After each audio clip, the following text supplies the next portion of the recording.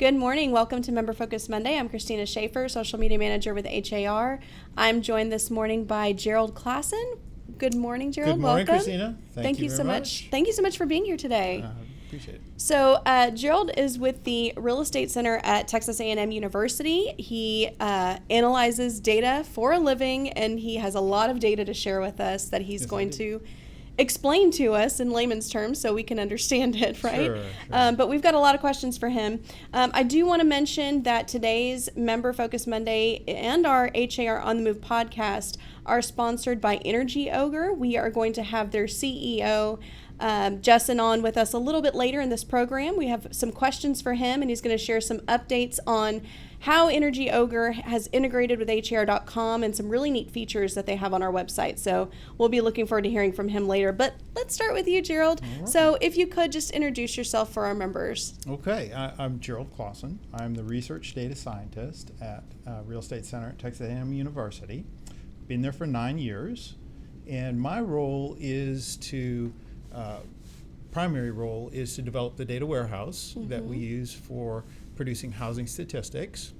I've recently just finished expanding it to include deed transaction data and tax roll history data back for 10 years so that we can expand our capabilities for analyzing the housing stock. Prior to the Real Estate Center, I worked in the investment industry and had a lot of exposure to portfolio management and in the securities lending business. Actually, it was where the great financial crisis started, so had some exposure to the early days, and we'll touch upon that when we talk about recession. So yeah, the R word that the we will big get R to, word that we'll get to a little later in this program. So if you have any questions for Gerald, go ahead and type them into the comments. We'll get to those. I have a lot of questions for you, though. Starting with, let's talk a little bit about the Texas real estate market. Now, you provide the data that we use for our market updates. Correct. So we know that you know all about the real estate market. So tell us a little bit about Texas in general, but then also we want to know how Houston ranks, if you will, among Texas cities. Okay. So if you've noticed lately, since probably about September, the year-over-year percentages have been very strong, very high, and that's been statewide. And that's just, it's not that the market is so much hotter than normal, it's just last fall or in 2018 was so depressed with rising interest rates that the year-over-year comps have been very strong. So I don't want folks to get overconfident that all of a sudden things have taken off so strong. It's just we have very weak year-over-year comparisons. And I expect that probably to last for another month or two, maybe January into February. Because what happened in the spring of 2019 is interest rates started falling and the market started taking off again. So all of a sudden the comps, year-over-year comps in 2020 spring will not seem so rosy as what they have been for the last few months. That makes sense. In terms of where does Texas rank, the major metros are right around the middle of where things are in the state. Really the hottest area that I've been watching for a while is in the Temple-Killeen area. It looks like Austin has jumped Williamson County and headed up into Bell County, so that's really been some hot activity up there. And with what's happened with the shale drillers, the independents, and their the access to capital being constrained, I'm seeing a lot of softness out in the Permian Basin. Okay. So. All right. So what about Houston? How do we kind of fall into that? Around the middle. Around the middle. Again, the year-over-year comps are strong for everybody, and Houston is right about in the middle of it. Not too hot, not too cold, just Goldilocks, just perfect. Very good. Okay, so we want to. You actually have some data about iBuyers, which. We don't have too much data about iBuyers that we hear, so we were excited to hear that you have that. So tell us a little bit about how you measure the iBuyer activity and what are your findings? Okay, so what I did is I just finished implementing the deed transaction data, and really the deed transaction data is where where I'm looking at the iBuyer activity. Not every, their sales don't go through the MLS, but every deed transaction goes through. Sure. And so we acquired that data set. And nothing sexy about it, just really grinding through and looking who are the buyers, who are the sellers. And the question came to me, is iBuying really that new? Because as I was looking through, there are many firms that have been advertising fast cash close. Buy your house, we'll buy your house in a hurry. That's been going on for a while. When you pull up to the street corner and you see the little sign on the grass says, cash for your house. Sure. That's been going on for a number of years. The difference in the last couple of years has been the professionalization of it through in the venture capital that's behind it. It's really elevated that type of transaction activity to a new level. Right. And so you've got the automated valuation models, you've got large amounts of capital that are supporting these folks, and you have really professional management, executive leadership. And so really in 2018, when Open Door came into the Texas market, is really when things exploded, transaction volume. But it's been going on for a number of years. So what I did, put together an analysis that kind of, for your members, something they probably haven't seen before. The argument goes, well, these investors are driving up prices and making it unaffordable for the average person. So I thought, okay, let's take a look at long-term price growth and look and see what the iBuyer deed transactions are. And so I put together a heat map that shows the single family median price growth from 2011 to 2019. So it's a 9-year period. And I isolated it to the largest transaction volume zip codes. And what you can see in the table when we look at the median price per square foot is that we've got the list of zip codes there, but what's really interesting is that median price. How many of those zip codes are under $200,000? There are a lot of homes. Now, some of those areas, folks might not want to live in or might be up and coming, but there are a lot of the low price, which is what we found in Houston, in Dallas. Really, the major metros is that lower price homes over these last several years have been rising faster than higher price homes, the values. And you can see, though, that also that the sizes are small, anywhere from 1,250 to 1,600 square foot, and they're older homes. Now, when you get to the iBuyer deed percentage, so what I did is I took the deed transactions that I found by zip code and figured out how many of those were iBuyer transactions. And like I said, it goes back a number of years, so there's not the current professionalization of it, but you can still see that the deed transactions in those runs from between 1% and 2% of the market. And and I also took a look at absentee ownership, thinking that maybe investor owners in areas of investor ownership that might be influencing price growth as well.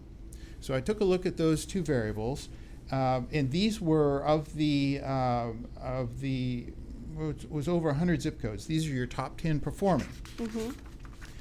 When you look at the lowest or the bottom 10, those were the most expensive, those were the largest, and they also had a lower amount of iBuyer transactions.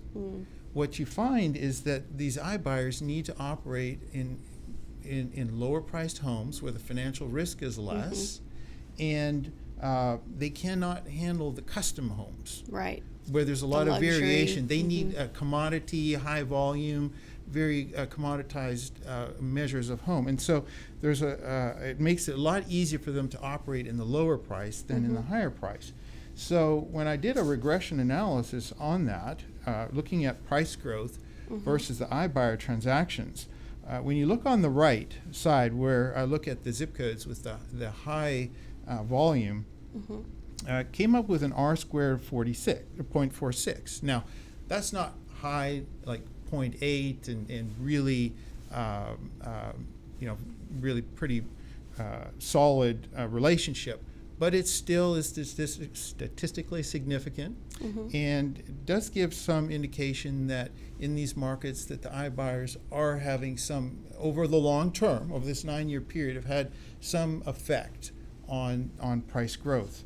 Okay. When you look at the next slide, price growth versus absentee ownership, the R squared was very low, which basically means we need to study that more. It's not clear that there's a relationship between absentee ownership, because you can have folks with second homes, that's Sure. not necessarily price appreciation, and there's also the investor owned. So we need to do a little more work to isolate the investor ownership. But I thought that your folks might, and there's that question, do iBuyers affect it? And I think we've got we got more research to do, but I think there is an influence, but it's primarily in the lower priced homes where that influence is being found. That's good. I do want to mention also that all of the slides that Gerald provided, we will post a link for everybody to be able to see those at their own leisure after this broadcast is over. So check the comments for a link that will provide all of the slides and some more that we couldn't include in today's program for everyone to be able to see. So very good. One other thing that Sure. I didn't touch on was people want to know what's hot right now. Yeah. What's going on right now. So put together one more slide of the top 10 hottest zip codes in single family from 2017 to 2019. Anybody can look at the year-over-year stats, and that Sure. doesn't necessarily mean there's a trend. But when you see a 3-year trend on high volume, volume confirms price growth. I'd say these are zip codes to look at if you're interested in some kind of investment in single family. Yeah. And so you can see the list there. It's a lot of the lower priced homes are showing up.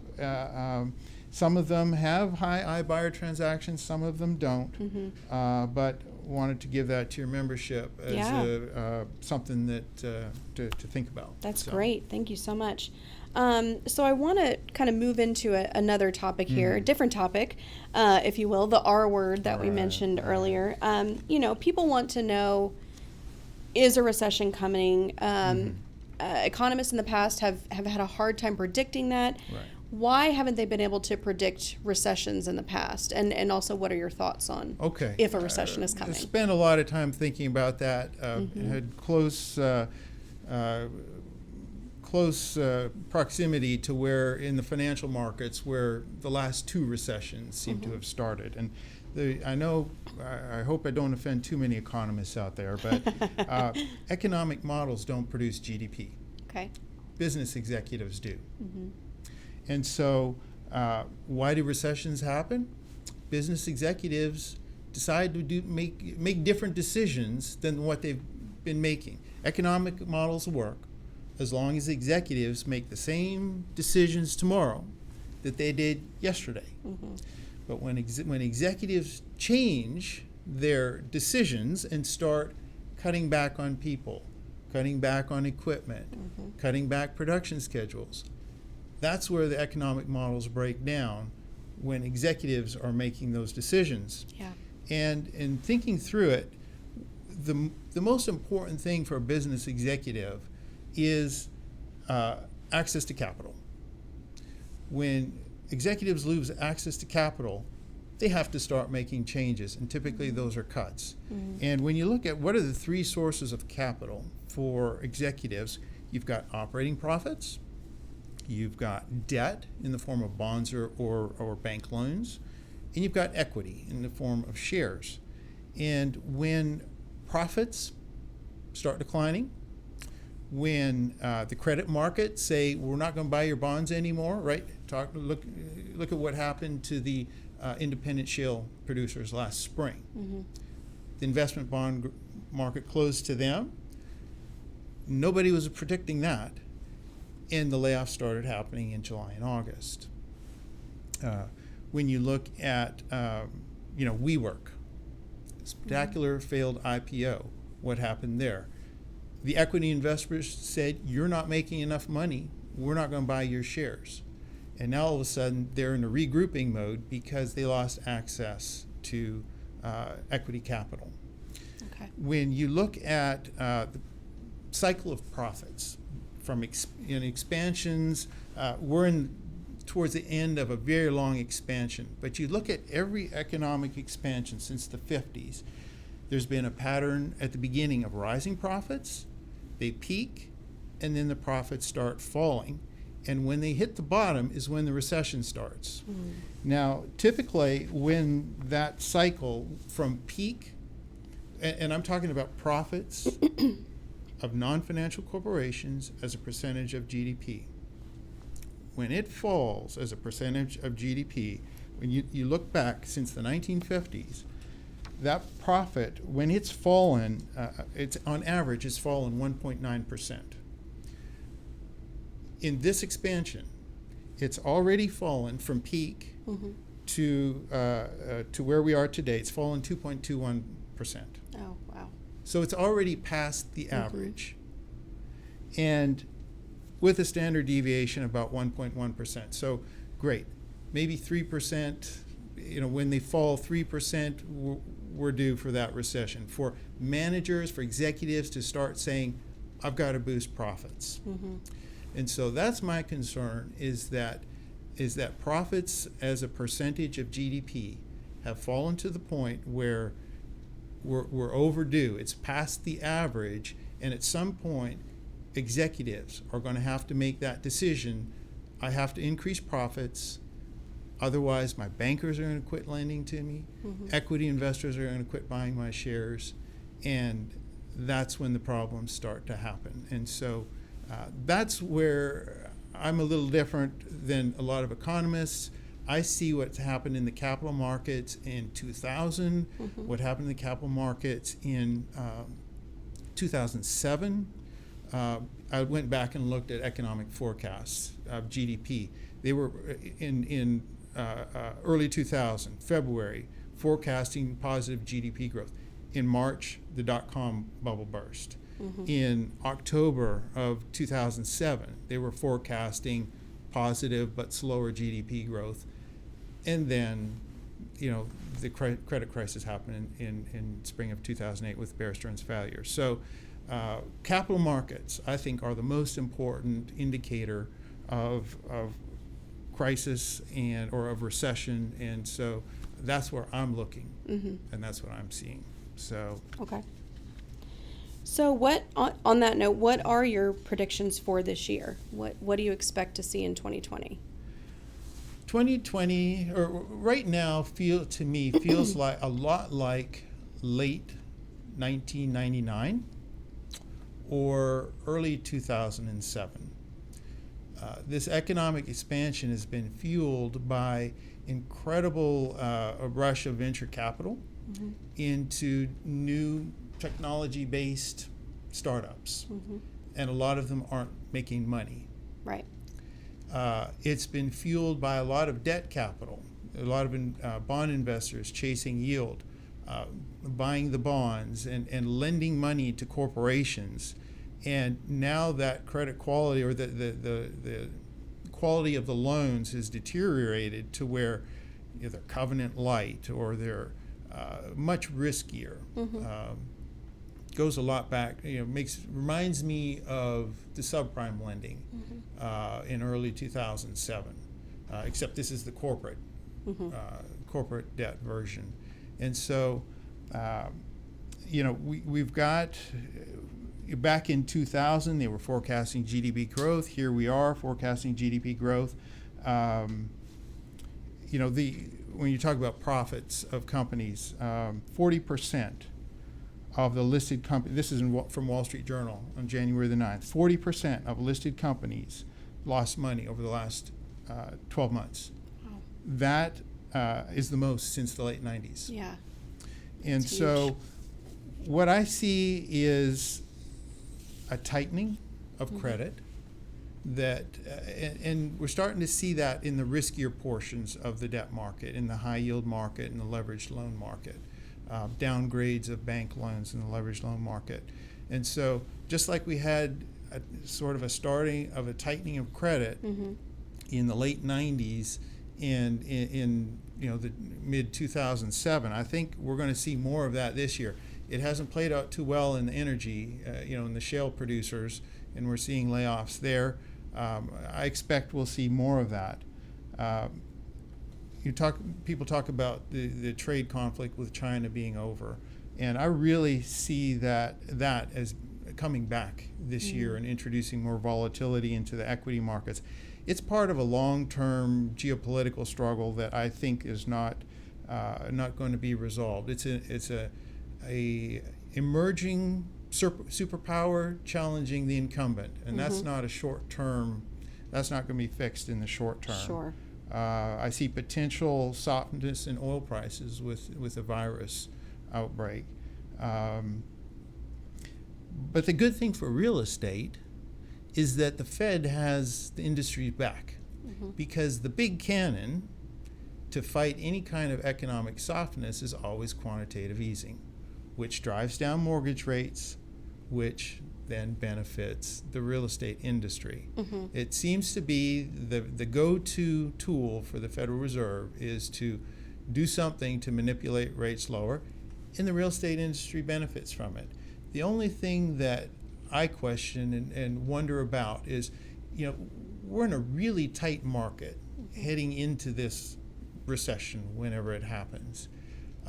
Will there be significant job losses this time? It might be a little bit different. If there are, then folks are going to be hesitant to buy a home and to take on a mortgage. If job losses are light and interest rates are low, then the real estate industry could hold up well. So those are the things that I'm looking at for 2020. Okay, very good. Just taking a second to see what our members are saying. Kenya said, good morning. This is great information. Thank you. Several people just telling you good morning and thank you for the great information. And you got one whoop from David here. So I'm going to ask you to pull out your crystal ball here and tell us a look further into the future on your predictions for what you see in the next 5 to 10 years. What do you see happening kind of long term? Okay, this is very interesting and it's going to get kind of deep. Okay. But last night there was a fantastic article. It just came out in Wall Street Journal. I encourage everybody to read it. Might be a little bit over your heads, but the Fed officials, this is the title. Fed officials weigh new recession fighting tool, capping treasury yields.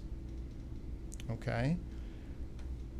What they did after the financial crisis was quantitative easing, buying a lot of bonds to bring the rate down. This new recession fighting tool is outright telling the market mortgage rates aren't going to go over X. And whatever that rate might be, where are we at right now today? We're 1.6, 1.7, or somewhere in that range. So it's going to be lower. Okay. They did this back in the 1940s, mid-1940s. They basically told the market that long-term bond yields will not go over 2.5%. And anybody that sells bonds, and if that yield starts to go up, the Fed will stand ready to buy those bonds. So they capped the rate.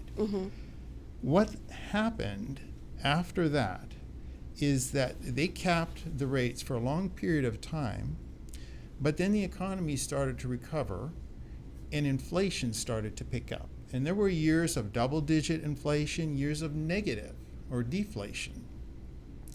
But on average, that period from 1940s to the 1950s, inflation averaged between 4 and 4.5%. So what I see in the next 5 to 10 years, I see another credit crisis for one, driven by the corporate debt.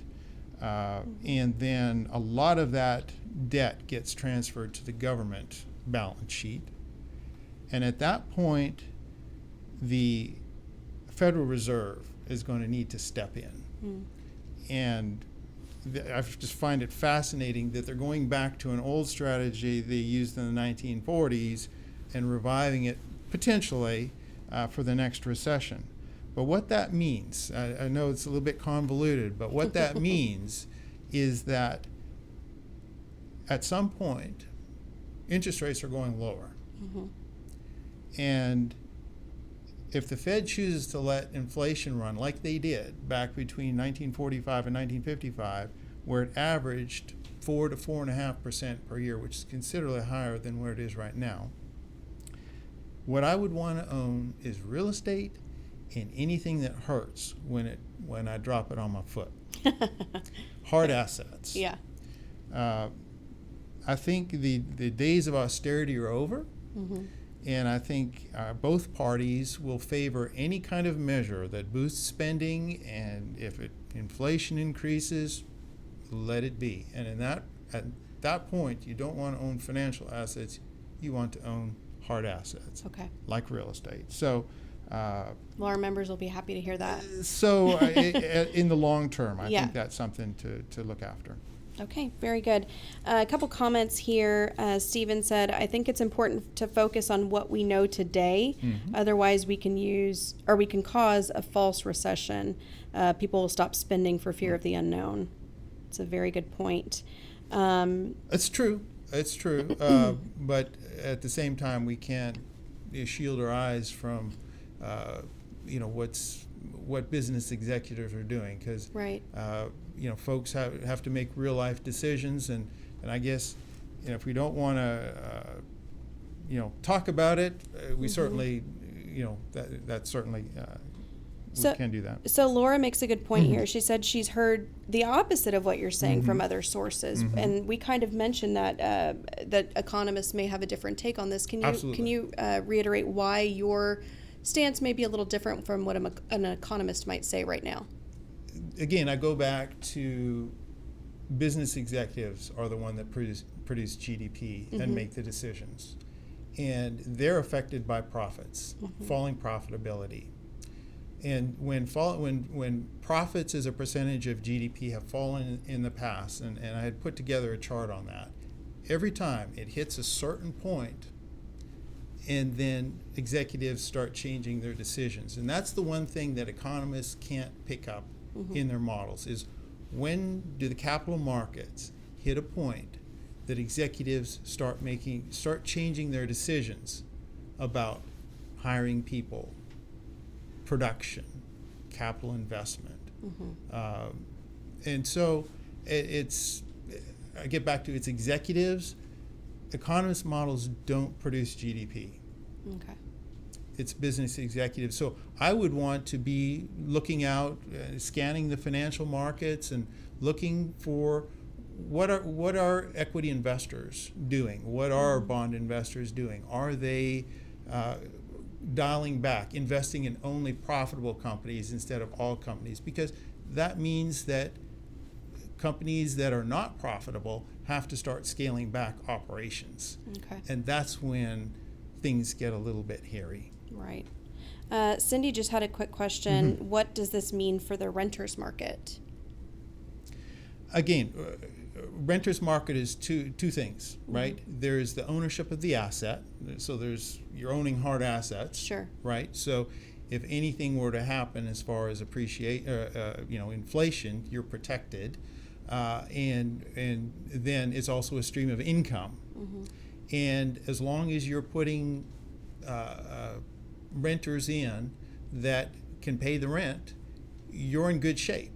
And so it becomes, underwriting and finding good investors.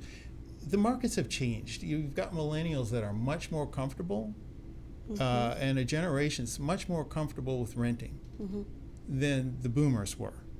And so it's just the market has grown, and I don't see that shrinking anytime soon. Right. So I think demand for rentals will still remain strong in a technology-driven economy where job tenure is so short and people need mobility. Sure. whether it's a recession or a boom, they're still going to want to rent houses. So I don't see an issue with that. Okay, very good. A couple more. I know we're running close on time Sure. here, but a couple more things. Tom said National Oil Well laid off 85 workers, and there's been other layoffs in the energy sector. Can you speak to the Houston real estate market's energy exposure? Well, the one thing the one piece of information I did receive recently was downgrade on office building on loans. I think it was Kroll Rating Agency had downgraded. There's an office space is having difficulty because of the slowdown in the energy sector. I can't speak to the total exposure, but there's no doubt that, again, the capital to the independent drillers was cut off last spring. And here we are dealing with layoffs. That's where, it gets back to my point about access to capital really clears an executive's mind to make those kinds of decisions. Very good. There's a lot of good discussion going on in the comments as well. But one more question that I do want to ask. You mentioned millennials and they're more comfortable with renting. Harold asked, what role does the 18 to 25 age group play in this proposed scenario, their mindset, current goals, etc.? Do you have any thoughts on that? What I have read is that, and I think that would be Gen Y. Gen Y is different than the millennials. Their desire is stability and to stay with one company for a long period of time. Yeah. They're different than the millennials that want to get out and have experiences and go places in life. Your Gen Y's I think it's Gen Z actually. or Gen Z. Yeah. Gen Z. You're correct. Are more likely to stay put. And so that could potentially lead to more stability in jobs, which then those folks want to find a community and stay in that community. Sure. And so they may be more inclined with a long-term outlook to buy instead of to rent. Okay. Very good. Like I said, a lot of good discussion. I'm glad to see you guys discussing that in the comments. And we will, as a reminder, provide all of these slides that Gerald had, plus more slides that we weren't able to share today. Right. We are, out of time here, but is there anything else you want to share with our members? Any quick thoughts on anything we discussed today? Keep your leverage reasonable and your income streams reliable, and doesn't matter good times or bad, you're gonna be okay. All right. Well, thank you so much. Thank you so much for joining us. Okay. And don't tune away just yet. We are about to bring up Justin Bradshaw. He is the CEO of Energy Ogre. He's going to talk to us about the new ways that Energy Ogre has been integrated on HAR.com. And also, I do want to let everyone know that next week we will be welcoming two past HAR chairs, Shally Ralph and Cindy Heyman. They are going to be discussing the MLS fees increase that's set to go into place on March 1st. So be sure to tune in next Monday for that as well. Justin, thank you so much for joining us. This is your second time on our program. I know. I'm excited. I guess it wasn't as bad as I thought the first time around. No, you did great. So we decided to have you back. Well, thanks. But thank you. Yes. And so we have some new things with HAR.com and Energy Ogre. Can you explain those to us? Sure. Well, I've been a fan of HR's website for a long time, and it's just an amazing amount. There's just a wealth of information for, I think, anyone that's either moving here or if you're, I know most of my friends, my wife's on it constantly, eyeballing something else that she might be interested in. So with all the amazing tools and all the amazing information there, we try to figure out, is there something else that we can bring to your members and to the consuming public? And so we've done that. We've added an electricity section in there. One of the neat things about the way the website's been laid out is, in addition to basic pricing information about the home itself, there's a lot of breakdown of property taxes and things of that nature. And we've tried to add our piece to that equation as well by giving prospective home buyers an idea of what the electricity cost might look like for that particular home, which is something I think has been a little opaque in the past. Yeah, and it's such an important piece, right? So what should people think about when they're moving into a new home? Obviously, electricity. Sure. Right? You know, in terms of specifically electricity, there's a couple of rules of thumb about that. That if you move a lot, you probably have some experience with this. But you know, when you're moving, if you have an electricity provider from before, you know, the terms of whatever that contract is, that doesn't necessarily translate over. So you don't have to keep your provider. You can start over. You're not going to have an early termination fee, those kinds of issues. If you're moving, a lot of times if you're switching providers, you have a rescission period. And if you're moving into a location, you don't have a rescission period. So if you decide that you're not going to do that, or you try to cancel that service, you're going to have a termination charge that's going to be applicable. If you're doing this, you need to make sure that you're doing this ahead of time. So it's hard to reschedule within like 3 days of my move-in date on some of these things, which I think is a challenge because sometimes closings get delayed and things like that. But you know, obviously, having all that information with you ahead of time and knowing what you're doing is helpful. Yeah, very good. So we're asking people to predict the future here this morning. Sure. As you heard. But what do you expect this summer? What should we expect this summer as far as electricity is concerned? Sure. Well, you know, it's been very interesting. You know, what we think about on the wholesale side, you know, what happens on the wholesale side eventually trickles down into what we see on the retail pricing side. So what's happened since the days of us being regulated was the state grid operator would choose a reserve margin that they wanted. It's just an excess amount, or you know, a reserve, and we would operate. They would build generation, and they would build the resources to make sure we had adequate reserves. And so, you know, the adequate reserves, what that number is, has always been, you know, no one ever put it to the test. If you know, like if you have your gas tank in your car and you say, well, I want to run it where I'm never going to run out of gas, well, you could do that only using a quarter of a tank. So what that amount of reserves is almost no man's land. No one knows what that really is. So last year was a very interesting, we usually want to keep between 13 and 15% of reserves of capacity above what we think we're going to need at our absolute peak. And reserves last year were down around 8%. So it's never, like, no part of the country has ever seen that happen before. And we had some big price spikes on the wholesale side that most people didn't see on the retail side, but the whole system just sort of chugged along with not a big problem. So it's a very interesting thing. Because prices on the wholesale side went up a little bit, what we saw was an increase in retail prices. But this year we've had a lot of new generation coming into the market. Been a big push. Gerald was talking about outside capital coming in. So that's been true even in generation investment, particularly in renewable technologies. So we've seen a lot of solar generation capacity and new wind capacity come in. So our reserve margins are not like they used to be. We're still expecting to be about 10% versus the 15%, 12% we've seen in the past, but it's a big change. So what we're seeing is last year there was a little bit of a bump in prices, and as time has gone on, we're starting to whittle this back down, getting closer to where we've been in years past. Okay, very good. Is there anything else you want to share with our members this morning? Well, no, I'm excited about us being able to put the electricity section on the website. You know, if you get in there and folks have a chance to play around with it, we tried to break that down.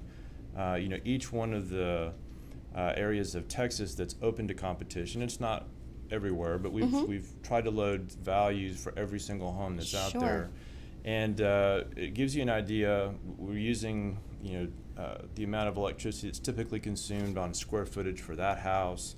We're trying to take an idea of what the other houses in that neighborhood do, what weather is expected to do, to give folks an idea what that will end up looking like. But we're just excited to have that in there. There's a little section in there also. If you click down below the graphs, it'll tell you how we've come up with some of those numbers. That's great. And then in addition to that, if you're just browsing and you're not sure, we have a little power check component that's down there as well. It's just a quick and easy way for you to see if you're like in the realm of market, so you can figure out if you're actually overpaying or if you're about where you should be. just to give you a check. And Which it's is great for simple. everybody to do Try in to. general, right? For sure. It's important to check on that. Very good. So it looks like all the questions we have from our members. Thank you again for coming on and for sure. Thank you. sponsoring Member Focus Monday and our HAR on the Move podcast. We We're really super appreciate happy it. to be part of it. All right. Well, that's it for today's Member Focus Monday. We'll see you back next week at 9 a.m. Again, we're going to be discussing the MLS fee increase that's going into place on March 1st, so be sure to tune in for that. We'll see you then. Have a great week. Bye-bye.